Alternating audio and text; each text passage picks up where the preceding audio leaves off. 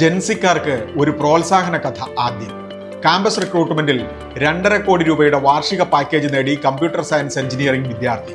Hyderabad IIT അവസാന വർഷ വിദ്യാർത്ഥി Edward നാഥൻ വർഗീസ് നെതർലാൻഡ്സ് ആസ്ഥാനമായ ആഗോള ട്രേഡിംഗ് സ്ഥാപനമായ ഒപ്റ്റിവറിൽ വൈകാതെ സോഫ്റ്റ്വെയർ എഞ്ചിനീയറായി ചേരും. ട്രംപാഘാതത്തിൽ IT രംഗം മുരടിച്ചു നിൽക്കുമ്പോൾ തന്നെയാണ് ഇത്. തൃശൂർ കേന്ദ്രമായി 4 നൂറ്റാണ്ട് മുമ്പ് തുടങ്ങിയ സിൽവർ സ്റ്റോം അമ്യൂസ്മെന്റ് പാർക്ക് പ്രാരംഭ ഓഹരി വിൽപ്പനയിലേക്ക്. Lucknow snow park, theme park എന്നിവയ്ക്കും മറ്റുമായി 85 കോടി രൂപ സമാഹരിക്കാനാണ് ലക്ഷ്യം. സെബിക്ക് അപേക്ഷ നൽകി. മാരുതി സുസുക്കി ഇന്ത്യ 2025 നിർമ്മിച്ചത് 22,50,500 വാഹനങ്ങൾ. മുൻ വർഷത്തേക്കാൾ 9% കൂടുതൽ നിർമ്മിച്ചാണ് റെക്കോർഡിട്ടത്. കോൾ ഇന്ത്യയുടെ ഓഹരികൾക്ക് ഇന്ന് 6% കയറ്റം.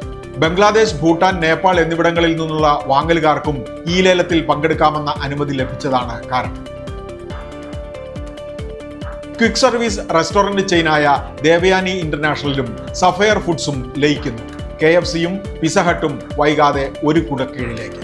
സഫയറിന്റെ 100 ഓഹരിയുള്ളവർക്ക് ദേവയാനിയുടെ 177 ഷെയർ ലഭിക്കും. ബിസിനസ് വാർത്തകൾ വിശദമായി അറിയാൻ ധനം online.com.